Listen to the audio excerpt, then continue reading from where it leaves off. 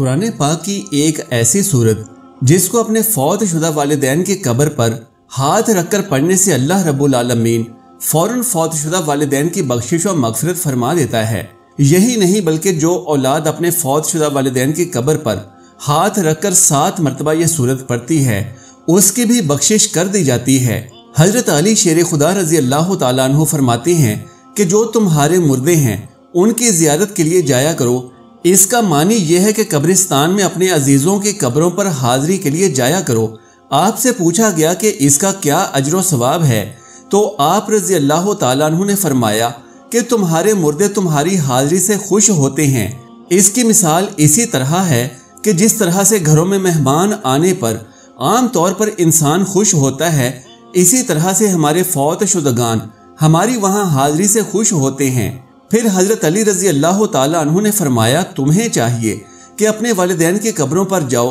اور اللہ رب العزت سے اپنی حاجت کو اپنے والدین کے وسیلے سے طلب کرو۔ یعنی اگر تمہاری کوئی ضرورت یا کوئی ایسی حاجت ہے جو پوری نہیں ہو رہی اور کوئی ایسی دعا ہے جو پوری نہیں ہو رہی تو بالخصوص والدہ کی قبر پر حاضری دو، اللہ رب العزت سے اپنی والدہ کی بخشش و مغفرت کی دعا کرو اور پھر اپنی والدہ کے وسیلے سے اپنے لیے بھی دعا کرو، انشاءاللہ آپ کی ہر دعا قبول ہوگی۔ ناظرین محترم، ایک مرتبہ حضرت جعفر صادق رضی اللہ تعالیٰ عنہ کی خدمت میں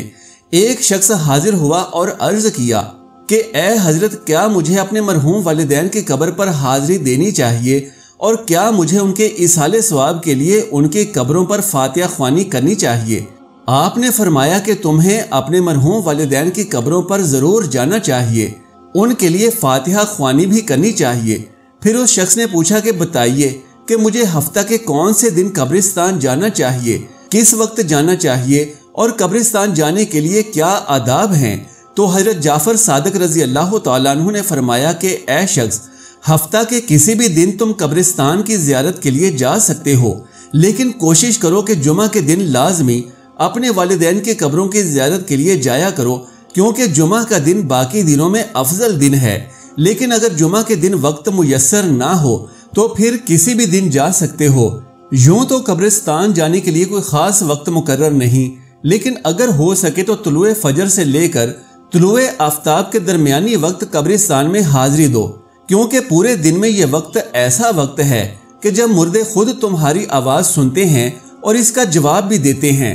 جبکہ دن کے باقی اوقات میں وہ تمہاری آواز سن تو سکتے ہیں لیکن اس کا جواب نہیں دے سکتے۔ اے شخص، جان لو کہ قبرستان جانے کے 3 آداب ہیں۔ جب بھی قبرستان جاؤ تو ان 3 باتوں پر ضرور عمل کرنا۔ سب سے پہلی بات تو یہ ہے کہ جب بھی قبرستان حاضر ہو تو سب سے پہلے قبرستان والوں کو سلام کہنا۔ نبی کریم صلی اللہ علیہ وآلہ وسلم نے قبرستان جانے کی جو دعا سکھائی ہے وہ یہ ہے: السلام علیکم اہل الدیار من المؤمنین والمسلمین وَإِنَّا إِنشَاءَ اللَّهُ بِكُمْ لَاحِقُونَ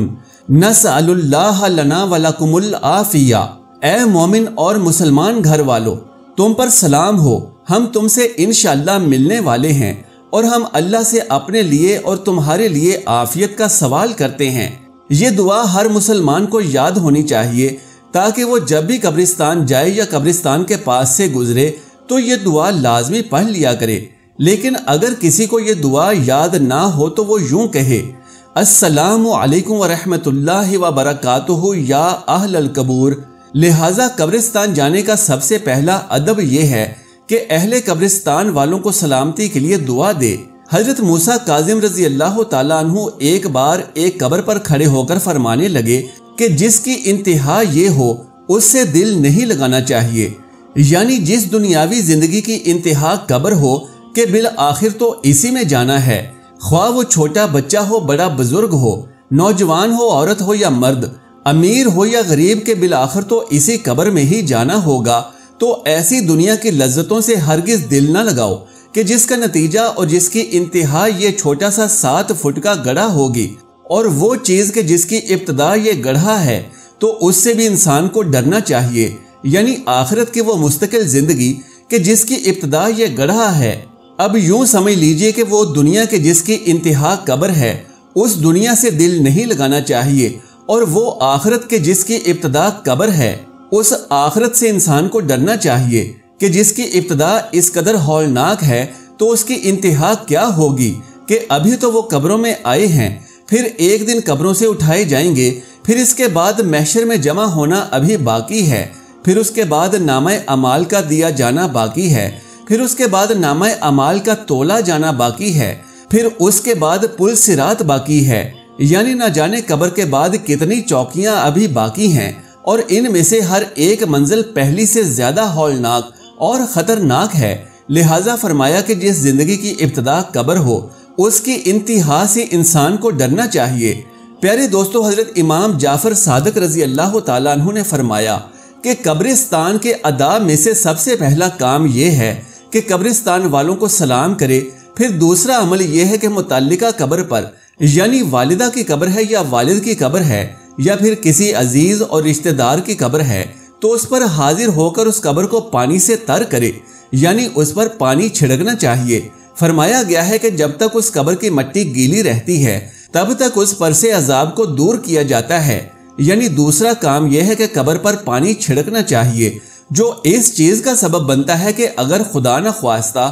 صاحب قبر عذاب میں مبتلا ہو تو جب تک اس کی قبر کی مٹی گیلی رہتی ہے صاحب قبر سے عذاب دور کر دیا جاتا ہے۔ پھر فرمایا کہ تیسرا کام یہ کرو کہ صاحب قبر کے لیے فاتحہ پڑھو، اور اس کا مطلب یہ ہے کہ جتنا بھی قرآن صاحب قبر کے لیے پڑھ سکتے ہو پڑھو، یعنی فاتحہ پڑھنے کا مقصد صرف سورہ فاتحہ پڑھنا ہی نہیں بلکہ قرآن کی جو بھی صورتیں یاد ہوں پڑھنی چاہیے، اور اگر دیکھ کر پڑھنا چاہیں تب بھی درست ہے۔ اس سلسلے میں فرمایا گیا ہے کہ صاحب قبر کے لیے پورا قرآن پڑھ کر بھی ایصال ثواب کر سکتے ہیں، اور ظاہر ہے کہ پورا قرآن قبر پر کھڑے ہو کر تو انسان نہیں پڑھ سکتا، تو گھر میں ہر روز جتنا بھی قرآن پڑھ سکتے ہوں پڑھتے رہیں، اور جب پورا ہو جائے تو اسے صاحب قبر کے لیے ایصال کر دیں۔ پیارے دوستو، حضرت بی بی فاطمہ رضی اللہ تعالی عنہا جب اس دنیا سے رخصت ہو رہی تھیں تو ان کی وصیتوں میں سے ایک وصیت یہ بھی تھی کہ اے علی میری قبر پر قرآن پڑھنا،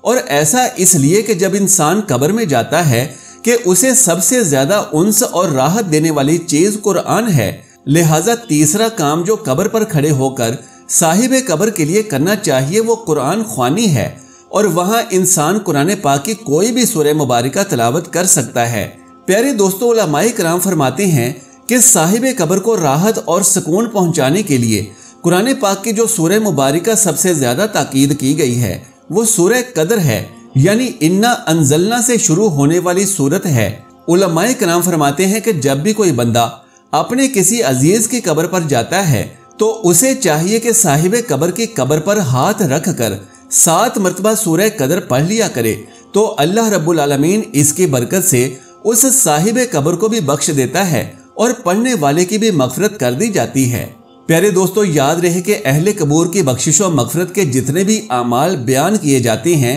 خواہ وہ اس کی جانب سے صدقہ کرنا ہو، اس کی جانب سے نوافل ادا کرنا ہو، اس کی جانب سے روزہ رکھنا ہو، حج کرنا ہو، یا پھر اس کے لیے فاتحہ خوانی کی نیت سے قرآن پڑھنا یا اس کی کوئی بھی سورت پڑھنا ہو، تو ان تمام اعمال کا ثواب جتنا صاحب قبر کو پہنچتا ہے اتنا ہی ان اعمال کو سر انجام دینے والے کو بھی ملتا ہے۔ اور ایسا ہرگز نہیں ہے کہ جو عمل ایصال ثواب کی نیت سے کیا جاتا ہو اس کا ثواب صرف اور صرف صاحب قبر کو ہی ملتا ہو۔ اللہ کی رحمت بہت وسیع و عریض ہے اور اس کے خزانوں میں کسی چیز کی کوئی کمی نہیں ہے، یعنی اگر کوئی شخص اپنے فوت شدہ کے لیے استغفار کرے گا تو مردے کو بھی اس کا ثواب ملے گا اور استغفار کرنے والے کو بھی اس کا اتنا ہی ثواب ملے گا۔ اسی طرح اگر کوئی شخص مردے کے لیے صدقہ کرے گا تو اس کا ثواب بھی دونوں کو ہی ملے گا۔ لہٰذا فرمایا گیا ہے کہ جو شخص بھی اپنے مومن بھائی کی قبر پر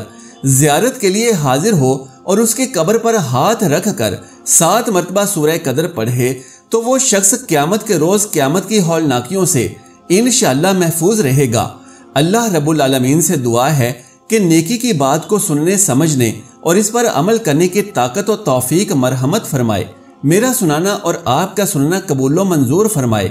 آمین یا رب العالمین۔ محترم ناظرین، آخر میں درخواست ہے کہ میری آج کی اس معلوماتی ویڈیو کو لائک اور شیئر کر دیجئے اور میرے اسلامی و اصلاحی چینل کو سبسکرائب کر لیجئے۔ جزاک اللہ خیرن کثیرا۔ اللہ ہم سب کا حامی و ناصر ہو۔